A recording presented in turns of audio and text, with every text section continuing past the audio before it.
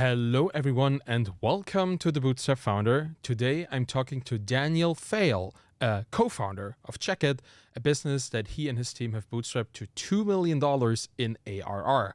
We'll touch on finding the right vertical to get started, how to do things that don't scale, and what choices need to be made to get a business to 7 figures. Here's Dan. I first really got into contact with you on Twitter. Like, we had this little conversation about your business, which is at this point at what, like 1.7 million in annual recurring revenue. Is that right? Is that where it is? Yeah, we're doing a little bit more than that now. So we've been growing rapidly over the last 6 months. So man, you should update your Twitter pinned post or whatever, because that still says 1.7. That's the thing. If you grow really well, you don't even have the time to keep up with the public, the communication of how well you've grown, right? Yeah, every month is changing, so I'll have to keep up with that. Well, I guess that's really good for you, because a business that is already at 1 point some 2 point whatever million dollars in annual recurring revenue. Now that's a great business to begin with. The fact that it's bootstrapped, now that just blew my mind. And that's why I wanted to talk to you today, because I feel any business that gets into this kind of territory, you must be doing something right. And where people do something right, I want to learn what that is. I want to learn what the kind of decisions behind that were and, how it came to happen. And in this conversation that we had, you told me that you are in a hyper competitive field full of venture capital funded businesses. And I think you just chose hard mode with this. Like, how did you choose that particular market with that super funded kind of competition? Was that a conscious choice, or did you just fall into this project? Yeah, I wouldn't say it was a conscious choice. I mean, we started out, to give you some background, we started out with a text messaging Wi-Fi marketing product and then just general marketing services. So we started out working just with Winnipeg clients, so just in restaurants, so hospitality restaurants, and then just restaurant chains. And essentially the product was you'd walk into a restaurant, you'd throw in your details when you logged into Wi-Fi. That would give the business the ability to collect those details. It was the mobile number, email, but a lot of it was done over SMS. And then the business could kind of retarget those people, send out text messages for things like promotions and stuff like that for like the holiday season or just in general events. So kind of drive that new traffic and business through there. So that was the initial product. It's just like you log into Wi-Fi, they could text back and forth. So kind of like a mass texting or just an individual personal text message product. So that's kind of how and then from there, we worked really closely with like our first few customers, and we're just like asking them, hey, what do you guys need? What do you guys look at on the digital side? And a lot of them came back and kind of said, you know what, is there a way that you could aggregate all these different reviews? We're constantly having to respond to the Google reviews, the TripAdvisor reviews, the Facebook recommendations reviews. And at the time, we kind of were so focused on just the Wi-Fi marketing and just the promotional side of that product. We kind of thought it was silly. We're like, why would we aggregate all these reviews? Like, that's not really what we're looking to do. But we got the same feedback, basically time and time again, right? So it was just constant, like, hey, is there something you could do with these reviews? So we went back and looked at it and we said, well, why don't we build out on our dashboard? Our dashboard was super simple back then. Why don't we build out a new tab where you have all those different reviews in one place so they can at least respond? So that was kind of the reactive approach that we took, in the sense that we got some feedback, we added it to our dashboard and our product at the time. And then we went a step further and we're like, well, if these businesses find these reviews super important, what about, actually proactively helping them get reviews, right? So restaurants, if you go in, you have an experience, you leave a review, they're not asking a lot of the happy customers that go in and go out and don't really think about leaving reviews. So we built out a product because we already had that side of things, the outbound text product. Well, why don't we have the ability to send out a link and have them the option between Google or Facebook or TripAdvisor or any other platform? And that's when we kind of fell into, I wouldn't say a different market, but we were always in the text messaging side, but just the review management piece. So we got into the review management kind of fully, and we branched out from Winnipeg and just restaurants here to, we actually kind of like weirdly just went into like dental because we thought like dentists are always talking about that. So, and I had a friend that had a dental clinic, and so he was always talking about it. So we kind of got on with a bunch of different dental clinics, and for whatever reason, we just stayed focused on dental for a long time, and then we branched out to other verticals. So I don't think, to go back to your question, I don't think we really like chose that market. We kind of were in the text messaging side, got into the review management, and then we built out a slew of other products for a ton of different verticals.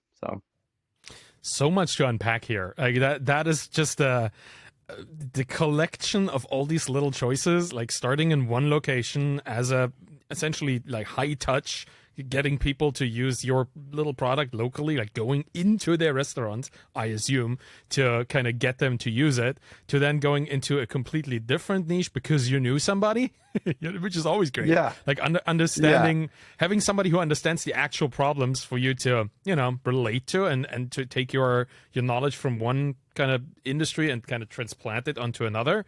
That very interesting choice there. Then just falling into this whole review thing. What a journey. And particularly the part I want to kind of, okay, I want to talk about the part where you started, because that feels to me like it was a very work intense kind of action. How many people were you there? Was it just you and your co-founder Miles at this point? There was four of us. So there's the four founders, Lee, Emily, they're on the technical side, and then me and Miles on the business side. Mm-hmm. Yeah. Okay. Well, good to know, because I didn't really find much about your other two co-founders. Obviously, like if you have technical people, they kind of like stay in the shadows, which is perfectly fine. But it sounds like that was a lot of hands-on kind of work. Did you actually go to all these restaurants and kind of try to sell it? Was it like a high-touch sales process? Yeah, you know what? This is people don't believe me every time I tell this or share this, but essentially when we started, branching out and kind of the very start building our company, we didn't know anything about digital marketing. So we didn't know anything about Google ads or Facebook ads or SEO or affiliate marketing or any of those channels that, all of these companies use and build out and that are highly successful. And to be honest, we had no money. We had absolutely no money. So the easiest thing was we were doing just door-to-door sales. So we just get in our cars, and at the time we didn't have money for brochures or even business cards. So we'd go in there and kind of just pitch the product with our laptops and essentially show them the product that we had and how it worked. And so we just go around to restaurants, and so that's how we got our first few clients. And you talking about how we kind of switched into dental. It's tough to get your first few clients, of course. So we naturally kind of were branching out to who we knew. And so we knew someone in the dental side. So that's kind of where we branched out there. But for sure, on that side. So it was door-to-door sales. And then for a while, we actually picked up and moved to Calgary because we just thought the business would. So for 3 months, we were doing door-to-door sales in Calgary, and it was all dental clinics and some restaurants and stuff. And then picked up our first probably like 100 customers. Say we came back to Winnipeg, and then that's when we started thinking about branching out to other verticals, not just dental and restaurants, but like auto, collision, jewelry stores, any retail. So there's furniture stores now. There's a ton of different verticals that we work in. But yeah, the start of it was door-to-door sales. So, which is pretty odd. Interesting to see you go to yet another city and then try the same thing there. That the local approach, obviously, like if you don't have either the funds or the skill of like doing all this digital outreach, or you don't even know it exists, if you don't have that kind of in your back pocket, that's all you can do. All you can do is kind of canvas the local neighborhoods and try to find the restaurants or the places that you could sell your product to. Yeah, that's super interesting. Were there any verticals that you tried that didn't work at all, that were not receptive to this kind of product? You know what? I don't think we really pinned anything as it didn't work. Even now, I really think we work with so many different types of local businesses. I really think we can work with everybody, really. So there wasn't any verticals that we thought didn't work. I think we just stuck to one, mostly dental at the time and restaurants, because we felt comfortable and we just kind of knew that. So walking into dental clinic. We kind of knew what we're getting into. We had the gatekeepers at the front, kind of like, hey, shoo, get out of here. And the restaurants were a little bit different, but no, I don't think there's any verticals that we kind of were like, hey, that's not going to work, I guess, or we didn't really pin any at the time. So Yeah, that makes sense. Like, if obviously it's one of the best choices you can make is to go with what you know, and particularly if you have then, or if you are developing this level of insight and knowledge into how to convince people more easily and better, then you stick with that niche. Makes perfect sense to me. Do you still do this today, like now? And how old is the business? Like, two questions, I guess. How old is the business, and are you still going into places trying to get customers, or have you changed? yeah. Yeah, so no, we don't do any door-to-door sales. I wouldn't mind doing a couple here and there, but no, it's fun. But no, we don't do that anymore. We branched out with different a ton of different channels now. It's all online, really. So on that question, we have an affiliate marketing. We just rolled out with that. Actually, it's doing really well. Email marketing has been done really, really well for us. We have some people doing some cold calls, so obviously just direct sales. That's also worked out really well. And then we did Google ads and Facebook ads for a bit. It's pretty expensive, so we're not doing a whole lot of that right now, just because we found kind of the channels that are really working and kind of just doubled down on those. What was the first part to the question, Sarah? How old is the business? Like, how long have you been in business with this? So we're rolling up on 6 years, 5-6 years. Yeah. Wow, that was like 25, but having a couple million, which is kind of how I would phrase it, in annual revenue after 6 years, I think that's the dream. Like the 5-6 years, getting into a couple million, having a really solid business. That sounds like the software entrepreneur dream, and you're living it, which is awesome. I'm really happy for you. That's so cool. And the fact that you have a team doing this, that's interesting to me too. Obviously, you have to grow at some point. When did you choose to hire people to do this for you? When was the time? When did you decide to do that?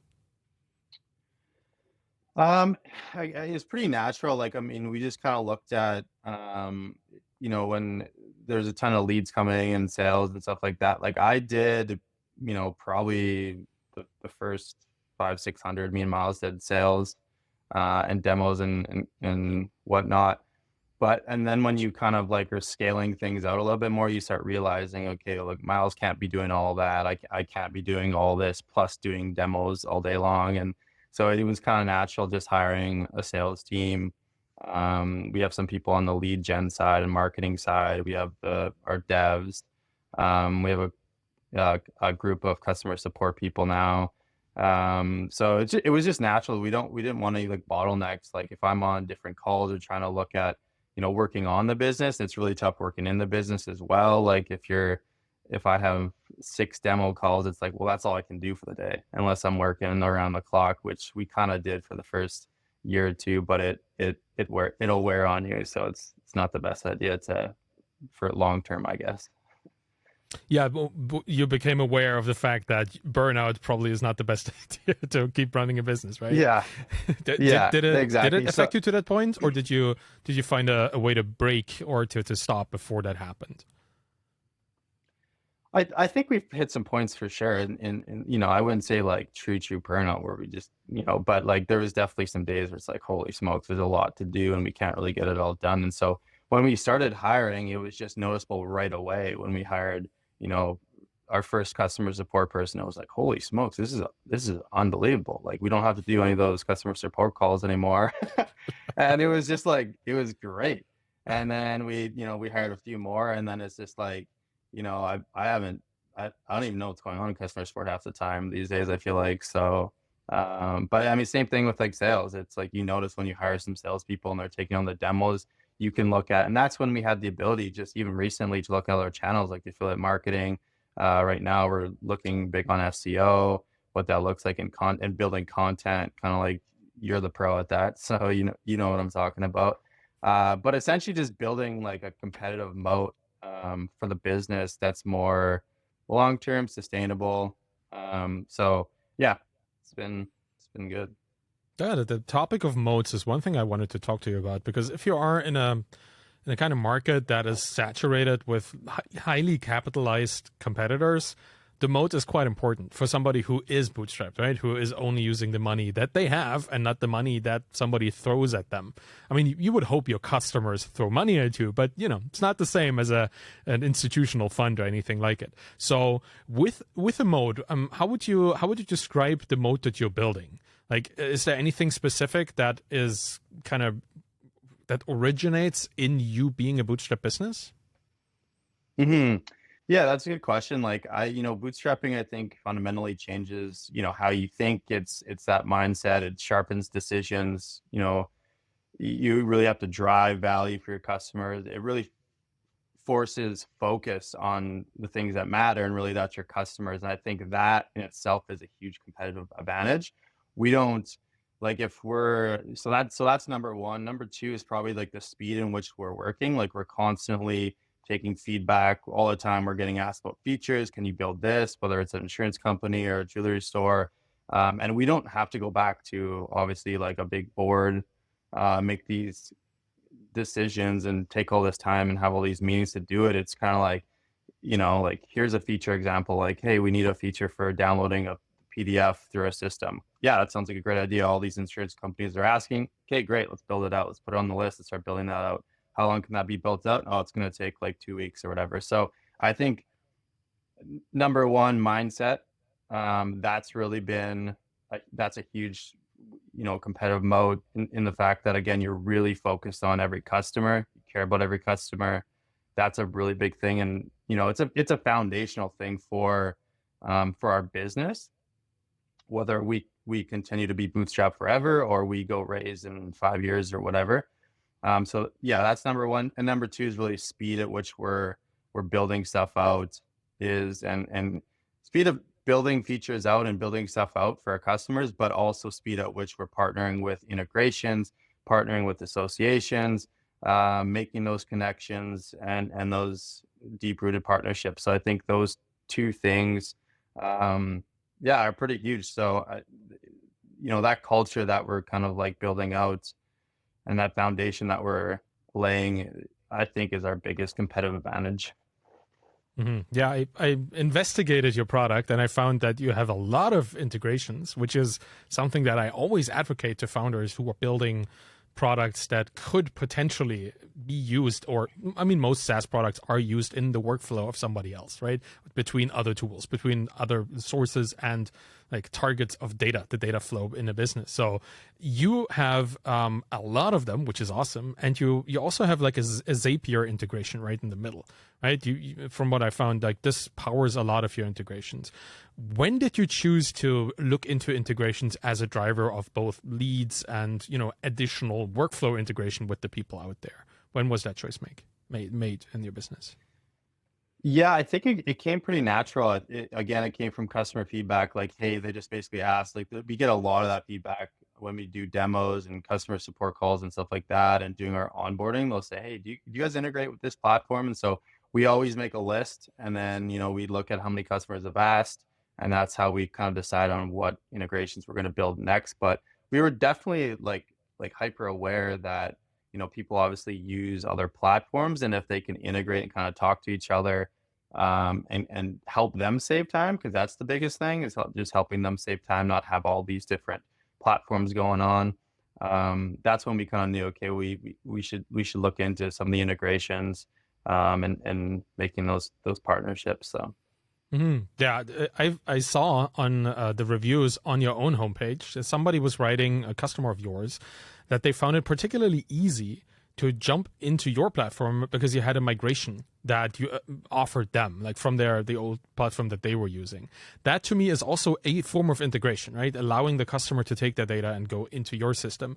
Is that something that is significant, like as part of your moat, to just be able to take in that data? Was that a conscious choice as well, or is it just something that you did at some random point? Yeah, no, that was definitely a decision we made. Like we wanted to make it as easy as possible. If they're using another texting platform or another platform that they have customer conversations, essentially, to migrate over. Because we kind of knew one of the biggest things, if they're coming over to Chekkit, what does that look like in terms of, is all my customer communication with the platform I'm currently using or just in general going to be kind of lost forever? How does that work? So our ability to take all those customer communications and transfer those into Checkit, we do it for free. It's kind of just, it's a little bit, it takes some stress off the table for the business owner and just in general. But we definitely, yeah, we made that decision because we knew that's one of the most important things when you're looking at transferring or switching over, or you're looking at new products for your business, is like, what's the transition look like? And we really try to make it as easy as possible. You can hop on a call with our customer success manager or one of the customer success team members, walk through the onboarding in person over Zoom. They will help you set up every little feature that you need, set you up with the integrations, make sure web chat's placed on your site. So we really try to do all the heavy lifting for the customers that are setting up with us. And then we kind of just welcome them. If you want to set up another call with the team, go over some best practices and stuff like that. Yeah, we just try to make it as easy as possible. So are there any customers that you're dealing with that are, trying to be positive here, like technically illiterate, that have like trouble with technology? How do you deal with that? Because I see text-based communication and I think of, okay, these people probably, they don't have much to do with computers. Like, how have you been dealing with that? Yeah. Well, it's good because me and Miles, the co-founder, are technically illiterate. So we just think, how would we think? I'm just kidding, but not really. I mean, we're not too good on the tech side, but we we do work. Yeah, I would say there's definitely some people that they don't know how to put like the web chat script on the site, stuff like that. But again, we have people that are really, really good at that, and they can, if you're running a Wix site or a Shopify or whichever, we can help fill that on the site for you and do some of that technical stuff on the back end. But there's definitely some. They're local business owners. So right, if you're running a plumbing company or the owner, like, you don't necessarily even know how these platforms work. You got maybe a marketing manager, or you got a small team doing it for you. So yeah, we try to work with them as best as possible. But there's definitely quite a few owners, and there's nothing wrong with that. They don't have to be the experts. We always just say we're the experts. We'll help you as much as we can, and kind of look at us partnering and us working with you as an extension or an arm from your team, right, or your business. Yeah, that's a pretty good perspective with people who have a lot going on in their businesses to begin with, right? Like you are probably a tool of many that they have to use to figure it all out, to get their business going. So it's nice to consider yourself to be part of their business instead of them being like just your customer. I think that is generally good advice for any business owner, is to consider themselves an extension of the customer that they're serving, which also makes it much easier to understand how your pricing should be working, right? So the whole talk about the value metric, like what is the thing that if it goes up for your customer, it should also go up for you in terms of revenue that you generate. Like if you consider yourself an extension of your customer, it's fairly easy, right? Like they make more money and this is the thing that I offer them. Well, then I should also make more money. Let's talk about pricing a little, because you as a bootstrap business seem to have an easier time not charging horrendous prices. Am I getting that right? I think that's part of the conversation that we had, is that everyone is way overpriced of your competitors. How have you been navigating that? Yeah, we're probably the most economical or just competitive in terms of pricing, probably in the space right now. There's quite a few competitors that they're priced pretty heavy, essentially, or they're priced more than us, I guess, to factually put it. But our pricing, the way we came up with pricing, I don't think is the best, because we did it so long ago, kind of right off the hop. But it was really just simple. It was a simple conversation, like, what do we think? Because we wanted to work with, like we were in, dental for so long, or out the start. We know that they can afford more and we could charge more, but we want to work with like a local mom and pop, like paint store or a jewelry store, or all these different verticals. Like we work with like vacuum shops and stuff like that. So we were like, you know what, how can we focus on, helping just basically any local business, brick and mortar, with a physical location, essentially. What price do we think they could afford? and is they're not looking at like, holy smokes, this is a ton of money, but also that they could look at it and be like, there's a ton of value here. We're not gonna leave.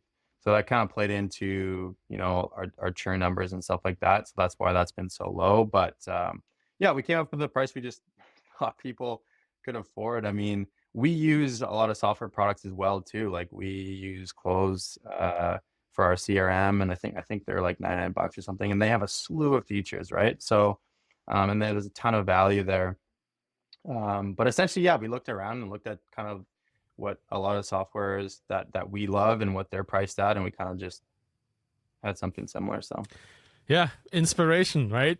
Be inspired by the others around you. Generally, a good idea in any market is just to figure out what are people used to, right? How do they like their prices? Low, probably, but also the kind yeah. of pricing that you offer.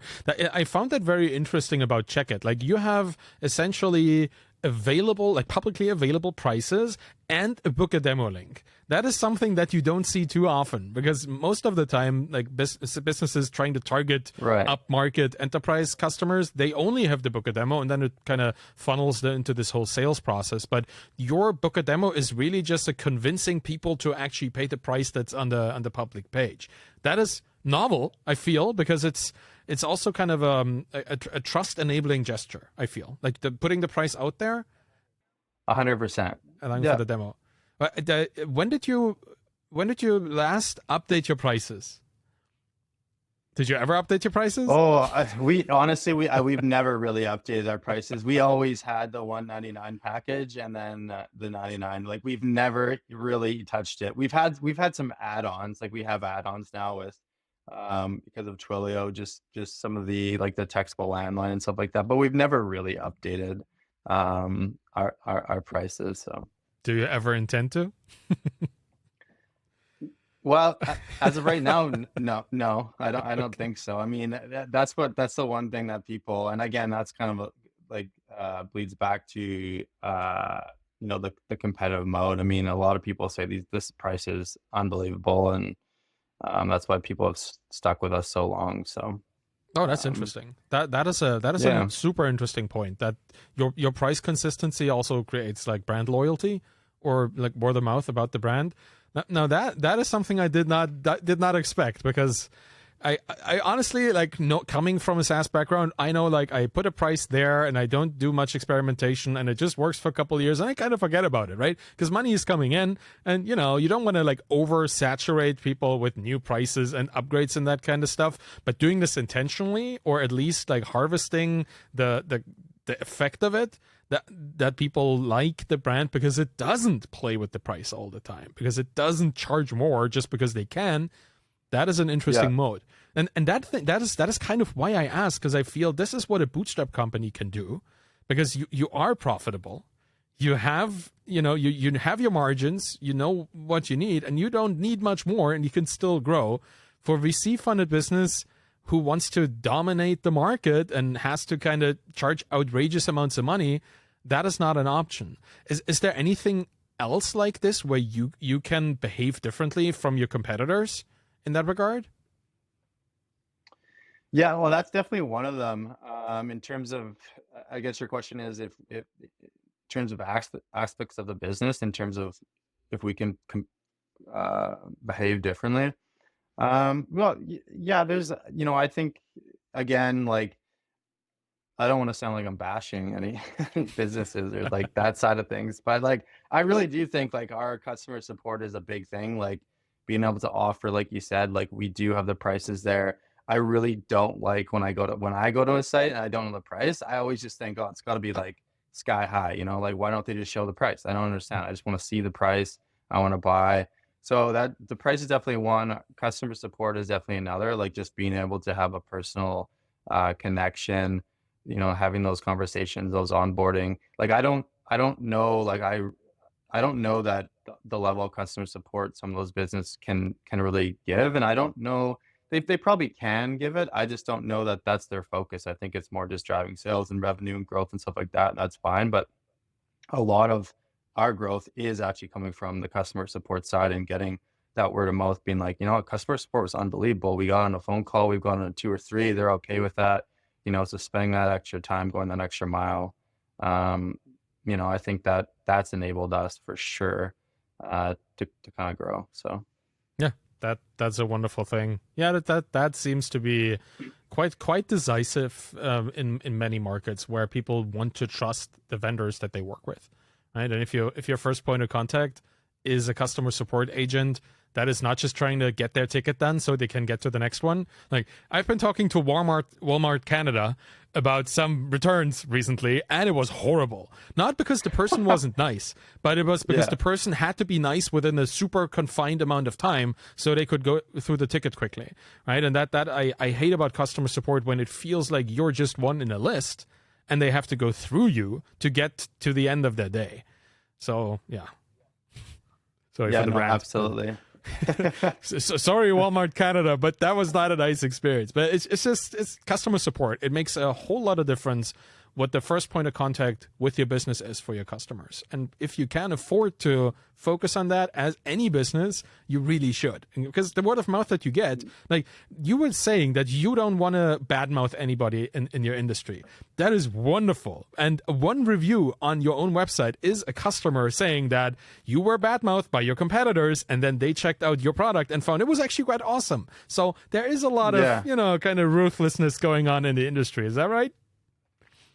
Yeah, yeah, we definitely get some interesting feedback, like whether it's from, mostly it's from people that are looking to switch over. They'll go do the research. Maybe they go talk to the company they're currently using, or whichever the marketing firm that's maybe partnered with them. So we've gotten some feedback that's not true, and just again, it's one of the things on that side is like it's that perception. Like a lot of those companies have these massive office spaces and kind of these superficial things that obviously on the outside, if you're a customer, you go, oh wow, this product must be way better, and the quality of it, the customer support must be way better, it must be more stable, all these things. But really, fundamentally, that's not really true. So I think getting around that sometimes can be a little bit tough, especially at the start it was. But we still hear that all the time. Like we get that feedback a lot. Businesses will say, we kind of went back and we're talking to these guys, and they said, you guys are really small, and we have a huge team here, and you don't want to go with them because they're just too small. It's they're gonna have lots of bugs and stuff in their software, and we've heard everything, right? So not true, but it's just something you have to deal with, I think, if you're building a business like we are. So Yeah, ever more important than to have a customer support or sales team or whoever does your outreach at whatever level that is humanizing the experience, because that's something they're not going to get, right? At a much bigger, like that's the thing. I've never understood how bigger means better in regards of a software business, because to me, bigger just means more process, more abstractions, less individual care, right? That's kind of what that means. It becomes a machine, and you become a cog, a tiny little cog in that machine, instead of exactly. the mom and pop vibe that you can have if you have a personal relationship. Like particularly as a founder, if you can still go into the conversation as the founder of the business and say, "Oh yeah, this is a customer that has an issue. I'm here for you. I'm expediting this or whatever," that immediately is an experience that this founder or this customer would never get at a much bigger company. So you can kind of leverage these moments very much for the word of mouth that they create.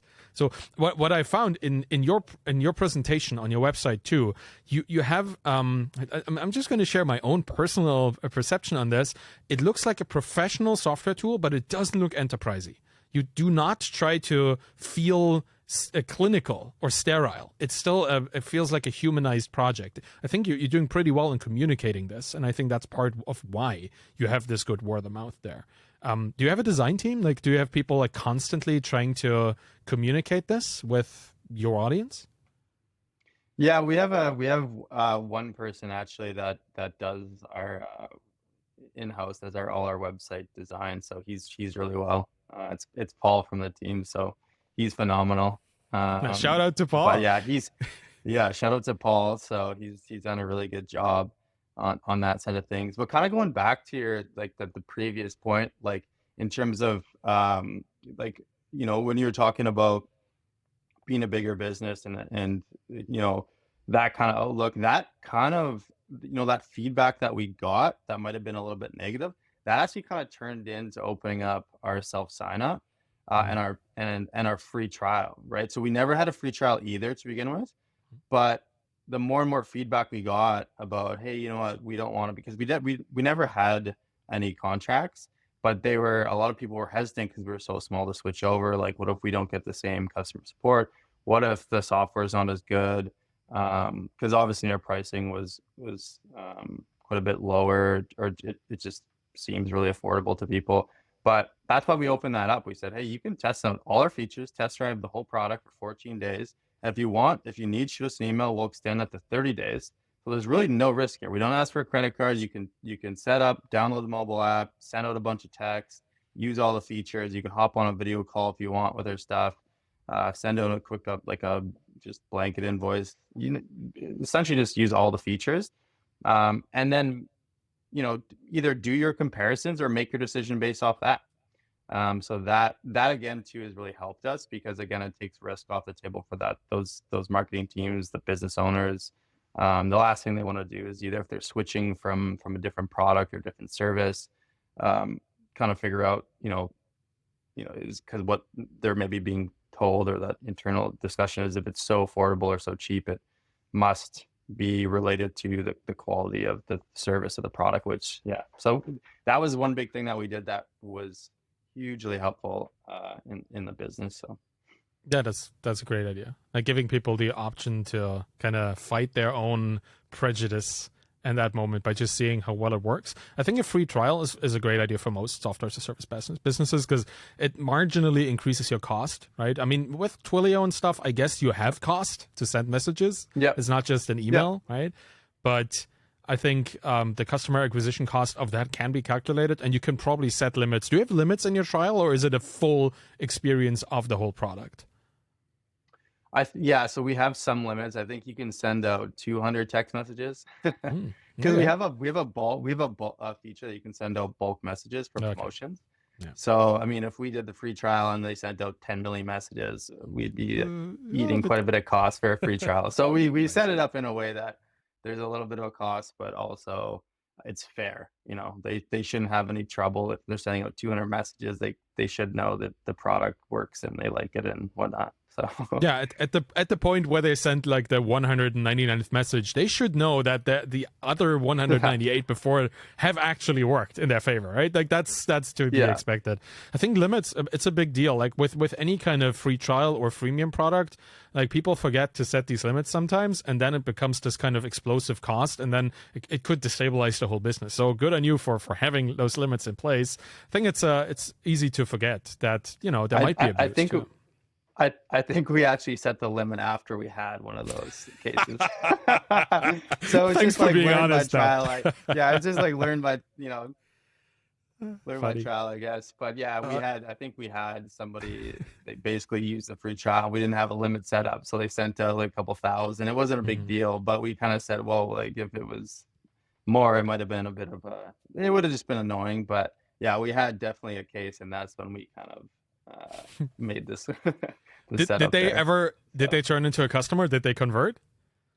Yeah, I think they did. It was an auto place, and they still use our product and send out mass messages. So it's worth it. Worth it, I guess. Oh man, that's really cool, and I'm super interested in the fact that you're working with like SMS technology, because I feel like coming from this indie hacker space where everything is super modern and hyped, and you only go for the most modern technologies, working with something as relatively traditional, which like in modern technology terms, that could just mean like 10 years old in terms of a tech, but like as sending short messages or like even phone calls, like that kind of oldish technology, like choosing to work with that technology is an interesting choice for a software business, I always feel, because we always look at what is the most modern way of reaching people, but not what is the way that people actually still use. So that is a great choice. Is that something that you had on your radar from the start when you did the walking into the first restaurants and dental practices, or did that come at a later point? Yeah, it was always text based. So it was always when you, again, going back to the original product where they could sign in. We really, I don't know why, but I guess, I mean, there was only two channels that we thought of, or I think were just that made any sort of sense with that product, was SMS and email. And email, we're like, well, who checks their email? Email's not as quick. They're not going to maybe open it. It's not going to be effective. Everybody always gets those emails that they just kind of ignore. So we just thought text was really cool. And so when we went mainly with that, we actually, I think we had an option where they can only throw in their number at one point, and kind of got rid of email, or maybe we just made it an option. But essentially we saw those campaigns going out, those promotions, those texts, and then the feedback we got was, wow, we got like 100 people came. And there's a business, one of our first businesses that we worked with, sent out a campaign after the Jets game here, and they're just down the street from the arena. And they said, yeah, we had like 50, 70 people come in just because of this. And they always sent out these campaigns and just engage with people like that. So we just, when we got that feedback, we are like, yeah, SMS, it works. It's maybe not flashy or cool. It's not like we have some like AI technology on like people's site or anything. It's just literally you can throw your number, send a message, and then you can text back and forth with the customer. Yeah, because it works, right? And It works. the business likes it. Yeah, Yeah. because And then we kind of branched out to the other channels, of course. Like we recently got Instagram. So Instagram was really big with like jewelry stores and stuff, and just a bunch of different on the retail side. And then the Google My Business. So if they went to your Google profile and they sent you a message, coming through us. If they're going to Facebook, your business profile is coming through us. Instagram, web chat, textable landline, so you can make your landline textable. It's, they call or text us here. So all those different channels, we just boiled into one platform, so it was easy for them to manage and have to log in. the big lesson here that I'm currently working through in my mind is like use the tech that your customers use. It's very simple, right? Like what they need, 100%. what they have, that is what you should supply. Not what you think they should have, but what they think they should have. That makes a lot of sense to me. Yeah. Oh, for sure. Yeah, and that's kind of how we added those channels too. Because I think the start was just text, and then some email, and then it was, web chat for their site. And then we just got asked about like Facebook and Google and Instagram and stuff. So we're just trying to add as many channels as we can, really, moving forward. Do you feel that this might at some point be too much to handle? Because, like featureitis, where you have this growth of features and integrations, and all of a sudden what used to be a pretty streamlined platform is now this behemoth, like with eyes all over the place and like all weird tentacles on the side. Do you ever fear that this might turn your product into, more of a bloated product? Or is there a process behind how you choose what to support? No, I don't fear that now. I think if we got more on the enterprise side of things, then maybe, because there's a lot going on. And just the customer support products out there, like ones that we use in a lot of Intercom, and obviously there's Zendesk and a bunch of others. I think some of those products are they have a lot going on. I don't think we'll get there for a while, and it's not something that we're worried about. But yeah, so that answers that. Yeah, like I mean, you have to kind of keep these things on your radar, but if you're careful with it, then like you're not going to overbloat your own business. Particularly not if you only have limited resources as a bootstrapper. And that kind of brings me to Yeah. the kind of the final question that I have, because it is about the future of the business. Since you've been bootstrapped all this time, do you want to keep doing this? Earlier, you mentioned something about maybe raise in the future. Like, what is your vision of the future of the business? Yeah, so I mean, we've talked about, if you're asking like potentially raising, I don't, looking back, I think we did it because we didn't really know how to go out and raise and do all that stuff. And I think being in Canada, and especially Winnipeg's a little bit different, the market. So I think we were kind of forced to be bootstrapped. But now when I look back, I think for sure right now we're kind of focused on what we're doing. Like we're growing profitably. I think we're doing things the right way. But the future, like, you look at some businesses like Shopify, Qualtrics, like there's certain businesses that raised after 10 years.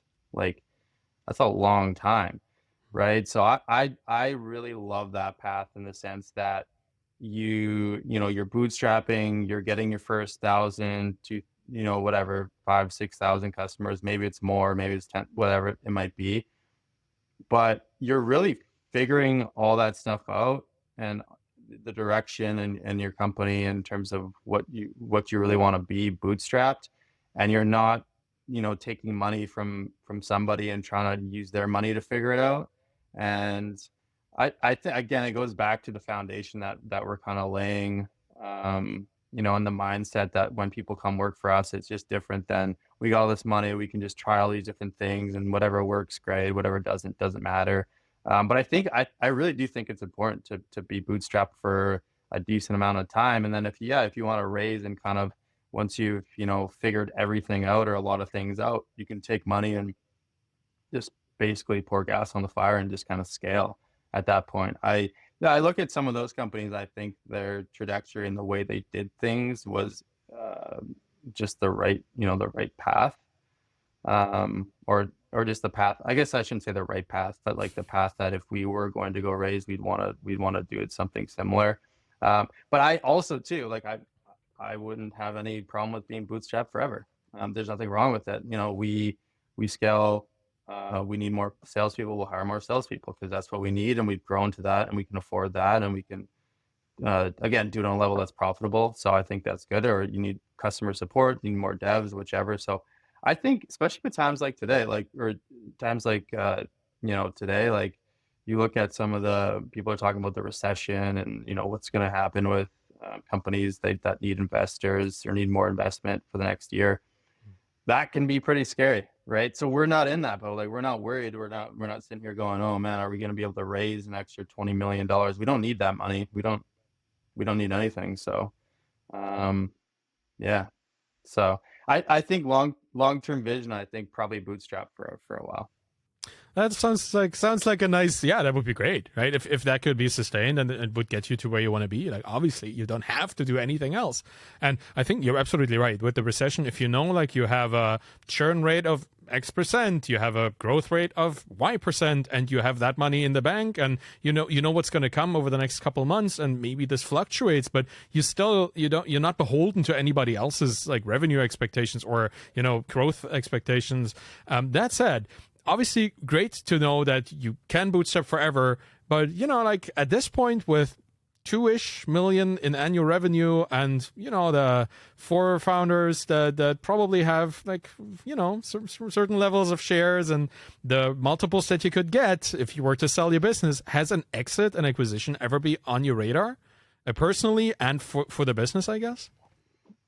Yeah, for a little bit it kind of was. We've definitely kind of looked down that path, and but when we kind of took a deeper dive in that, it was like for me for sure, and I think I could speak for the other founders, but we like what we're doing. We're happy. We're not stressed. We don't need to hit these crazy growth goals.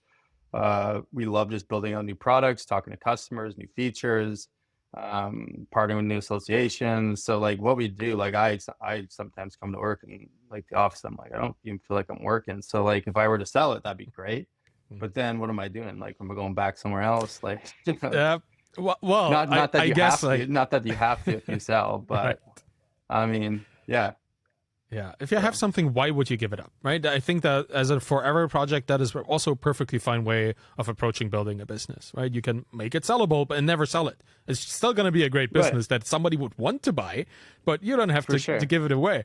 I was recently talking with Andrew Gostecki on this show, and he was saying that from his observations of looking at businesses being sold on MicroAcquire, he was telling me that there is this kind of whole new world at a $10 million ARR and over that just opens up in terms of the people who would buy your potential business. So, like there's just many, many more investors that are looking for businesses of that size and bigger instead of this kind of smaller, which is a hilarious way to express like $1 million business, right? But, smaller businesses that have a different kind of group of people who would acquire them. So I guess you're on a great path. And if you reach when you reach, I guess, $10 million in annual recurring revenue, then you can reconsider this and see, are we at a point where we want to change our lives or change the things we do? But I love the fact that you want to bootstrap this thing further.